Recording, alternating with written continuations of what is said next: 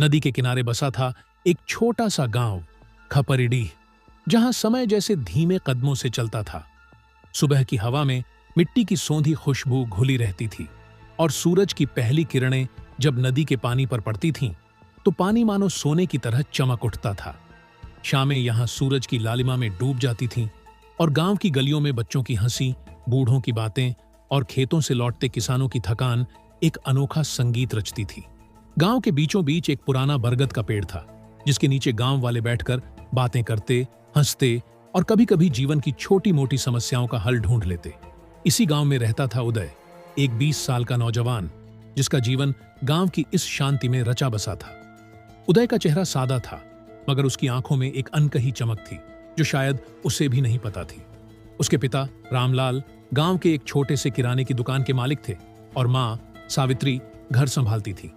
उदय दिन भर दुकान पर काम करता, अनाज तौलता, ग्राहकों से हंसी मजाक करता और शाम को घर लौटकर मां के साथ बैठकर चाय पीता। उसकी जिंदगी में कोई बड़ा सपना नहीं था। उसे लगता था कि यही है उसकी दुनिया, ये छोटी सी दुकान, ये गांव और यह नदी जो हर सुबह उसे एक नई ताजगी देती थी। उदय की हंसी में एक मासूमियत थी जो हर किसी को अपनी ओर खींच लेती थी। गांव वाले उसे प्यार करते थे क्योंकि वह हमेशा मदद के लिए तैयार रहता था। चाहे किसी का सामान ढोना हो या किसी की चिट्ठी डाकघर तक पहुंचानी हो, उदय कभी मना नहीं करता था। लेकिन उदय की इस सादगी भरी जिंदगी में एक दिन ऐसा आया जिसने उसके जीवन की दिशा ही बदल दी। गांव से कुछ दूर एक रिश्तेदार की शादी थी। रामलाल और सावित्री ने उदय को साथ चलने को कहा, क्योंकि शादी में गांव के लगभग सभी लोग जा रहे थे। उदय को शादी ब्याह में ज्यादा रुचि नहीं थी, लेकिन मां के बार बार कहने पर वह तैयार हो गया। शादी का माहौल रंग बिरंगा था। मंडप में फूलों की मालाएं, ढोल नगाड़ों की आवाज और मेहमानों की हंसी खुशी से माहौल गुलजार था। उदय ने अपने कुछ दोस्तों के साथ बैठकर खाना खाया, फिर इधर उधर टहलने लगा। तभी उसकी नजर पड़ी एक लड़की पर, जो मंडप के एक कोने में अपनी सहेलियों के साथ हंस रही थी। उसकी हंसी में कुछ ऐसा था जो उदय को ठिठकने पर मजबूर कर गया। वह लड़की थी रागिनी। रागिनी का चेहरा ऐसा था मानो चांदनी रात में खिले फूल की तरह, सुंदर, नाजुक और एक अनकही चमक से भरा। उसकी आंखें बड़ी बड़ी थीं और जब वह हंसती थी तो उसकी आंखों में छोटे छोटे तारे चमकने लगते थे। वह पास के एक गांव से आई थी और पढ़ी लिखी थी। यह बात उदय को बाद में पता चली। उस रात जब मेहमान नाच गाना देख रहे थे, उदय और रागिनी की पहली बार बात हुई। बात कुछ खास नहीं थी, बस शादी के खाने की तारीफ, मौसम की बात और गांव की छोटी मोटी चर्चाएं। लेकिन उदय को उसकी आवाज में एक अजीब सी मिठास लगी। रागिनी की बातों में एक आत्मविश्वास था जो उदय को थोड़ा हैरान भी करता था और आकर्षित भी। वह रात बीत गई, लेकिन उदय के मन में रागिनी की वह मुस्कान बस गई। अगले कुछ हफ्तों में उदय और रागिनी की मुलाकातें बढ़ने लगीं। कभी गांव के मेले में, कभी नदी के किनारे और कभी किसी और रिश्तेदार के यहां।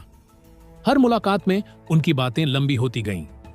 रागिनी उदय को अपने कॉलेज की कहानियां सुनाती, शहर की चमक दमक की बातें करती और उदय उसे गांव की सादगी और नदी की कहानियां सुनाता। उदय को लगने लगा था कि रागिनी उसकी जिंदगी का वह रंग है जिसके बारे में उसने कभी सोचा ही नहीं था। रागिनी की हंसी, उसकी बातें और उसकी छोटी छोटी आदतें, जैसे बात करते वक्त अपने बालों को बार बार ठीक करना, उदय को सब कुछ खास लगने लगा था। एक रात जब गांव में बिजली चली गई थी, उदय और रागिनी अपने अपने दोस्तों के साथ नदी किनारे बैठे थे। आसमान में तारे चमक रहे थे और नदी का पानी हल्की हल्की आवाज कर रहा था। रागिनी ने उदय से पूछा, तुमने कभी सोचा है उदय कि तुम इस गांव से बाहर जाकर कुछ बड़ा कर सकते हो? उदय ने हंसकर जवाब दिया, मुझे यही अच्छा लगता है रागिनी। ये गांव, ये दुकान, ये नदी, मुझे और क्या चाहिए? रागिनी ने उसकी बात सुनी, फिर चुपके से मुस्कुराई और बोली, शायद तुम सही हो, लेकिन कभी कभी जिंदगी हमें वह दिखाती है जो हमने कभी सोचा ही नहीं होता। उस रात उदय को लगा कि रागिनी की बातों में कुछ गहराई थी जो उसे समझ नहीं आ रही थी। उनकी दोस्ती धीरे धीरे एक अनकहे रिश्ते में बदलने लगी। उदय अब हर दिन रागिनी से मिलने का बहाना ढूंढता। कभी वह अपने गांव की सैर के लिए बुलाता, तो कभी रागिनी उसे अपने गांव के किसी छोटे मोटे आयोजन में बुला लेती। रातें अब छतों पर बातों में बीतने लगी थी।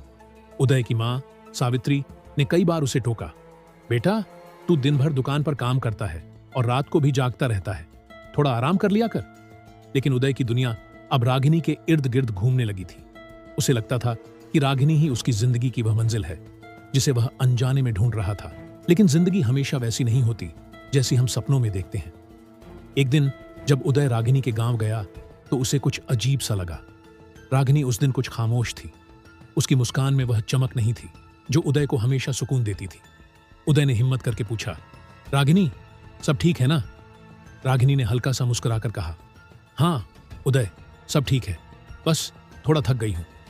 लेकिन उदय को उसकी बातों में कुछ छिपा हुआ लगा। उस रात जब वह घर लौटा तो उसका मन बेचैन था।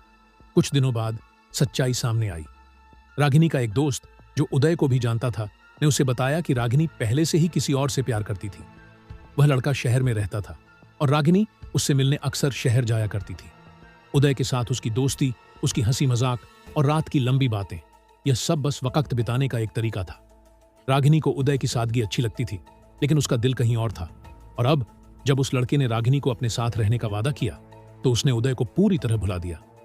उदय के लिए यह खबर किसी तूफान से कम नहीं थी। वह रात उसे आज भी याद है जब वह नदी किनारे बैठा था और उसकी आंखों से आंसू रुकने का नाम नहीं ले रहे थे। वह बार बार सोचता, मैंने क्या गलती की? मैंने तो उसे अपना सब कुछ दे दिया था, अपना वक्त, अपनी भावनाएं, अपना दिल। लेकिन जवाब उसे कहीं नहीं मिला। गांव की गलियां जहां कभी रागिनी की हंसी गूंजती थी अब उसे खामोश लगने लगी थी। वह छत जहां वह रातें बिताया करता था अब उसे वीरान लगने लगी थी। उदय की हंसी गायब हो गई थी। वह दिन भर दुकान पर काम करता, लेकिन उसका मन कहीं और होता। उसकी मां सावित्री उसकी हालत देखकर परेशान थी। वह कई बार उदय से पूछती, बेटा तुझे क्या हुआ? तू पहले जैसा क्यों नहीं रहा? लेकिन उदय बस चुप रहता। उदय की जिंदगी अब एक खालीपन में डूब चुकी थी। वह रातें जो पहले रागिनी की बातों से भरी होती थीं, अब उदय को अकेले तारों को देखते हुए बीतती थीं। वह सोचता, क्या प्यार इतना कमजोर होता है? क्या मैं इतना कमजोर हूं? लेकिन इन सवालों का जवाब उसे नहीं मिलता था। गांव के लोग भी उसकी खामोशी को देखकर चिंतित थे। कुछ लोग कहते, उदय को नजर लग गई है। कुछ लोग उसकी मां से पूछते, रामलाल का लड़का पहले इतना हंसता था, अब क्या हो गया है? लेकिन उदय किसी से कुछ नहीं कहता था। एक रात जब वह फिर से नदी किनारे बैठा था, उसने आसमान की ओर देखा। तारे चमक रहे थे और नदी का पानी हल्की हल्की आवाज कर रहा था। उसने खुद से कहा, बस अब और नहीं, मैं इस दर्द को अपनी जिंदगी नहीं बनने दूंगा। उस रात उदय ने एक वादा किया, खुद से, अपने दिल से और अपनी आत्मा से। उसने कहा, मैं उदय नहीं, एक नई सुबह बनूंगा, एक ऐसी रोशनी जो कभी नहीं बुझेगी। अगले दिन से उदय ने खुद को बदलना शुरू किया। उसने गांव के एक छोटे से साइबर कैफे में जाना शुरू किया जहां कुछ पुराने कंप्यूटर थे। वहां का मालिक श्याम उदय का पुराना दोस्त था। उदय ने श्याम से कहा, मुझे कंप्यूटर सीखना है, कुछ ऐसा जो मुझे इस गांव से बाहर ले जाए। श्याम ने हंसकर कहा, अरे तू किराने की दुकान छोड़कर कंप्यूटर सीखेगा? लोग क्या कहेंगे? लेकिन उदय ने जवाब दिया, लोग हमेशा कुछ ना कुछ कहते हैं, मुझे अब अपनी राह खुद बनानी है। उदय ने दिन में दुकान संभाली और रात को कंप्यूटर सीखने में लग गया। शुरुआत में उसे कुछ समझ नहीं आया। कोडिंग की भाषा, प्रोग्रामिंग की दुनिया, यह सब उसके लिए नया था। लेकिन उसने हार नहीं मानी। वह हर रात किताबें पढ़ता, ऑनलाइन ट्यूटोरियल देखता और श्याम से सवाल पूछता। धीरे धीरे वह बेसिक प्रोग्रामिंग समझने लगा। उसने पहले छोटे छोटे प्रोग्राम बनाए, फिर वेबसाइट्स डिजाइन करना सीखा। गांव वाले उसका मजाक उड़ाते, कुछ कहते, यह उदय अब पागल हो गया है, दुकान छोड़कर स्क्रीन पर लकीरें खींच रहा है। लेकिन उदय ने किसी की परवाह नहीं की। साल बीतते गए। उदय की मेहनत रंग लाने लगी। उसने एक छोटी सी वेबसाइट बनाई जो गांव के किसानों को उनके उत्पाद बेचने में मदद करती थी। यह वेबसाइट इतनी सफल हुई कि पास के कई गांवों के लोग उसका इस्तेमाल करने लगे। उदय का नाम अब गांव से बाहर भी पहचाना जाने लगा। उसने श्याम के साथ मिलकर एक छोटा सा स्टार्टअप शुरू किया जो लोकल बिजनेस को ऑनलाइन लाने में मदद करता था। धीरे धीरे उसका स्टार्टअप बड़ा होने लगा। उदय ने शहर में एक छोटा सा ऑफिस खोला और कुछ सालों में उसकी कंपनी एक जानी मानी सॉफ्टवेयर कंपनी बन गई। वह अब न केवल अपने गांव के लिए बल्कि पूरे देश के लिए टेक्नोलॉजी सॉल्यूशंस दे रहा था। उदय की सफलता की कहानियां अब अखबारों में छपने लगी थीं। सोशल मीडिया पर लोग उसकी तारीफ करते थे। वह कई स्टार्टअप्स का मेंटर बन चुका था और उसकी कंपनी में सैकड़ों लोग काम करते थे। लेकिन उदय वही सादा लड़का था। वह आज भी अपने गांव लौटता था, अपनी मां के लिए वही चाय बनाता था और नदी किनारे बैठकर तारों को देखता था। इसी बीच एक दिन रागिनी वापस आई। उसकी जिंदगी अब पहले जैसी नहीं थी। जिस लड़के के लिए उसने उदय को छोड़ा था, वह उसे धोखा देकर चला गया था। रागिनी अब अकेली थी और उदय की सफलता की कहानियां सुनकर उसे अपने फैसले पर पछतावा होने लगा था। उसने उदय से मिलने की कोशिश की। एक दिन वह उदय के ऑफिस पहुंची। उदय उस वक्त एक मीटिंग में था, लेकिन रागिनी ने इंतजार किया।